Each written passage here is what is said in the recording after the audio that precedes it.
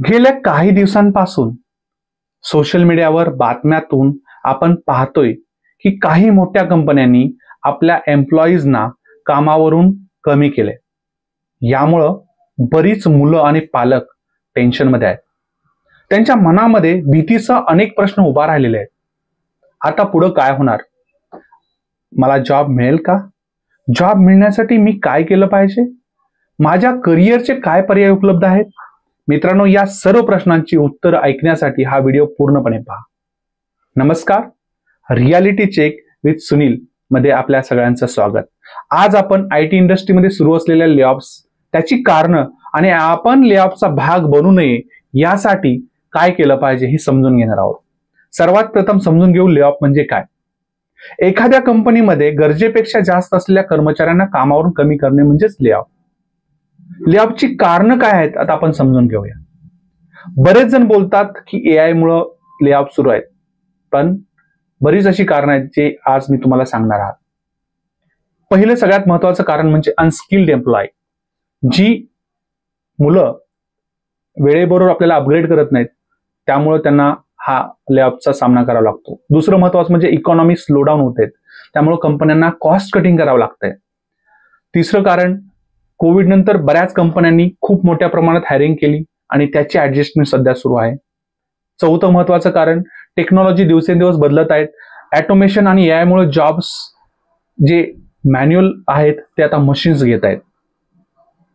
मित्रांनो, मला आठवतंय ज्यावेळेस भारतात कम्प्युटर एज्युकेशन सुरू झालं त्यावेळेस खूप लोकांनी त्याचा विरोध केला होता. लोकांना असं वाटायचं की कम्प्युटर आलं की जॉब्स जातील, पण नंतर काय झालं? कम्प्युटरमुळे नवीन जॉब्स आले, काम करण्याची स्टाईल बदलली आणि देशाची प्रगती सुद्धा झाली. आज एआयच्या बाबतीत सुद्धा असंच डिस्कशन सुरू आहे. एआय मुळे कामं बदलणार आहेत, नवीन जॉब्स अपॉर्च्युनिटी सुद्धा तयार होणार आहेत. फक्त तुम्हाला त्या टेक्नॉलॉजीशी अपग्रेड करावं लागणार आहे, तुम्हाला शिकावं लागणार आहे. आपण लेऑफचा भाग होऊ नये म्हणून काय केलं पाहिजे? आता मेन प्रश्न येतो की या सिच्युएशन मध्ये आपण काय करू शकतो. सगळ्यात इम्पॉर्टंट गोष्ट म्हणजे आपली स्किल्स अपडेट करत राहा. आजचा काळ हा फास्ट चेंजचा काळ आहे.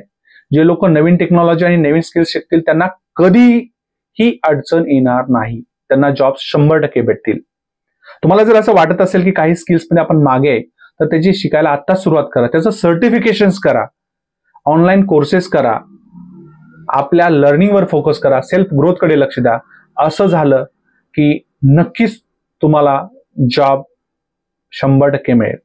मी असं नाही म्हणत की जॉब्स कट्स होणारच नाहीत, पण एवढं नक्की सांगतो, स्किल्ड आणि टेक अवेअर लोकांसाठी जॉब हे नेहमीच तयार असतील. तुम्ही फक्त लर्निंग स्ट्रॉंग करा, नेटवर्क तयार करा आणि पॉझिटिव्ह राहा. मित्रांनो, हा व्हिडिओ कसा वाटला हे कमेंट्समध्ये नक्की सांगा. काही प्रश्न असतील तेही तुम्ही कमेंटच्या माध्यमातून विचारू शकता. आणि जर ही माहिती तुम्हाला उपयुक्त वाटली असेल तर या व्हिडिओला लाईक करा, तुमच्या मित्रांमध्ये शेअर करा आणि रियालिटी चेक विथ सुनील मध्ये तुम्ही या चॅनलला सबस्क्राईब करायला विसरू नका, जेणेकरून ही रिअल आणि युजफुल माहिती तुम्ही बाकीच्यांना पण द्याल. तुम्हाला माहित आहे, आपण जे खरं आहे तेच सांगतो आणि खरं आहे तेच दाखवतो. धन्यवाद.